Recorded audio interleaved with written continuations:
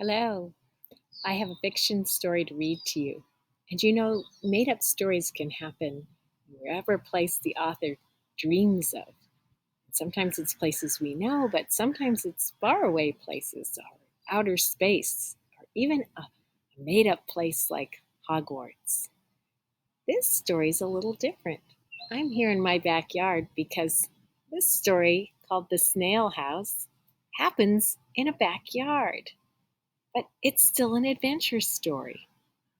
It was written by Alan Alberg and illustrated by Gillian Taylor. Come here, children, Grandma asked, and the children came. Gather around and climb up now. And so they did, all warm and sweetly smelling from their strawberry picking. A story, Grandma, Michael asked. Story, asked Hannah. A story, yes, said Grandma.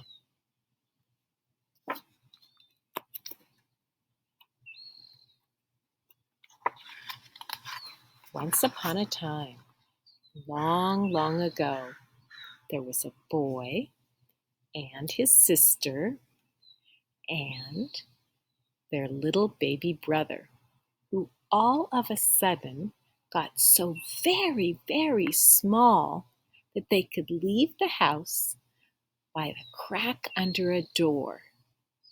You see how they're getting smaller? This was the baby's rattle. And nobody noticed. Here they're going through the crack under the door, right there.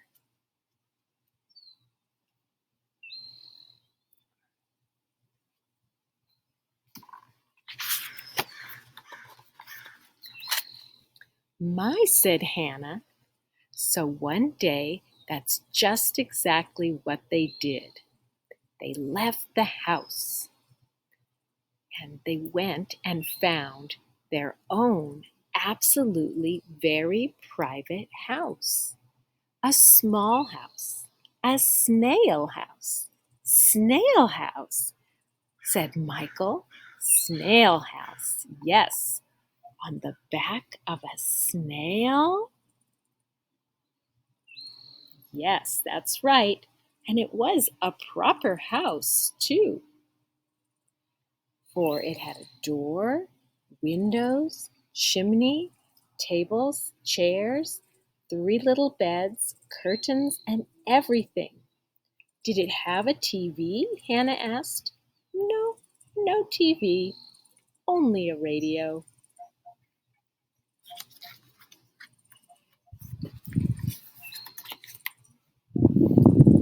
So there they lived in that house, which of course was a moving house.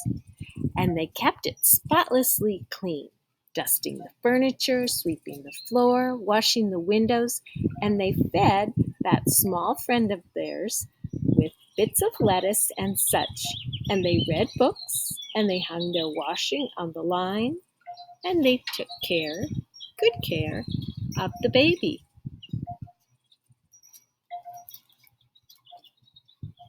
And they had adventures too. 3 adventures, to be exact. The first adventure that those children had was the earthquake. One minute they were having breakfast, and all of a sudden, wallop, the whole little house shook. Plates smashed, chairs fell over, and that poor old snail just wobbled like jelly. Was it a human being? Michael asked, stamping around.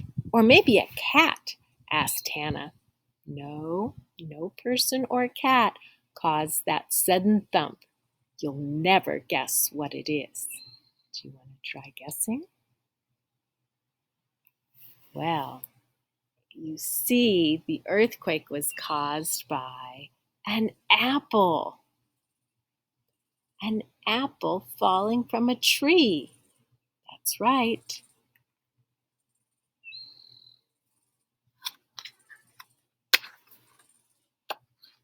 And did they eat it? Hannah asked. Well, some of it, for it was pretty big for them being so small. Only they shared it with a young red fox who happened nearby.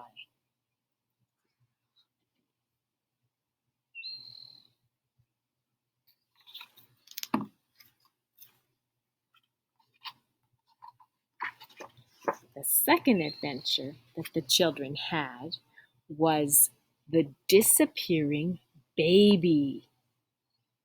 He just crawled off one time while his brother and sister were playing catch, for only a moment it seemed, and was lost from sight in the forest of grass. Well, those children, once they realized what had happened, looked everywhere for the baby, even more and more frantic and tearful too as time went on. Look at all the places they've checked for the baby. But lo and behold, they finally spotted him. Aha! There they are running off. Can you see where the baby is? Aha!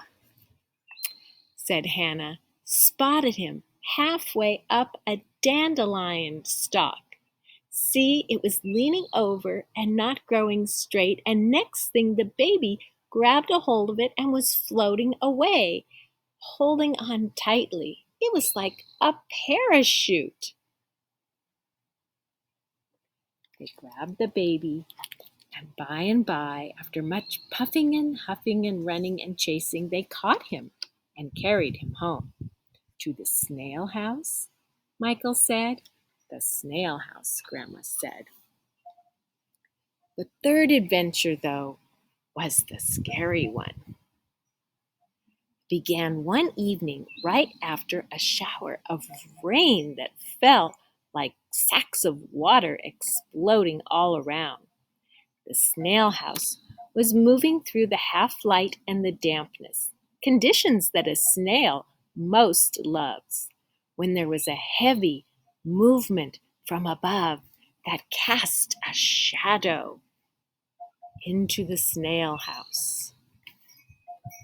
The children felt this in their house, and they peeped out the window.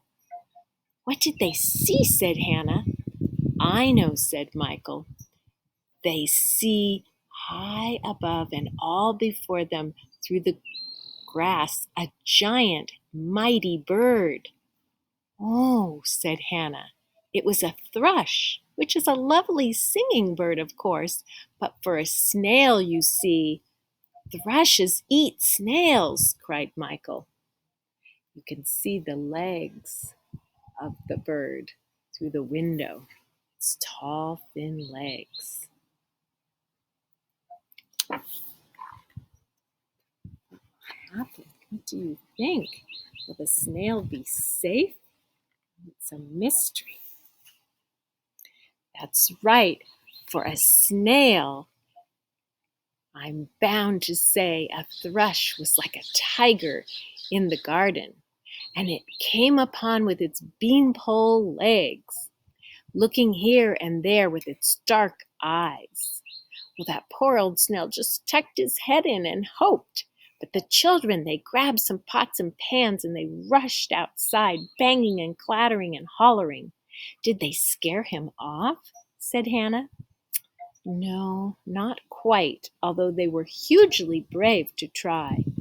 No, it was a sudden, prowling cat that did it. She was the tiger in the thrush's garden that scared the thrush off. That was lucky that a cat came along just at that moment. Then the thrush went flying into a tall tree, and off the cat went, growling for something more. Here's your cat, Grandma, Michael said. Monty, Monty, Hannah called, And by, off and away on its own ever-shiny trail went the snail house, under the brightening stars. Down at last comes midnight, and it settled at the water's edge. The snail was moving, and it ended up settling down by the water's edge. And the next picture is very beautiful. This artist is amazing. There are no words on this page, just the beautiful picture of the snail and the children at the edge of the water. Some plants, activity in the water.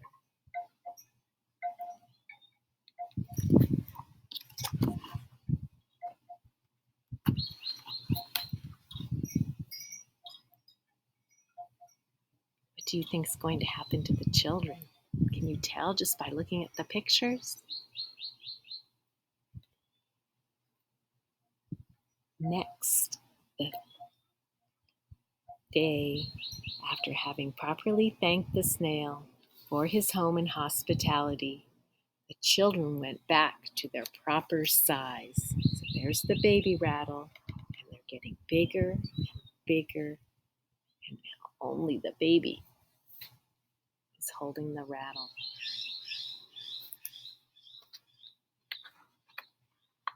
In the kitchen, Michael put on the light. Grandma, slowly walking with the baby in her arms, came following after.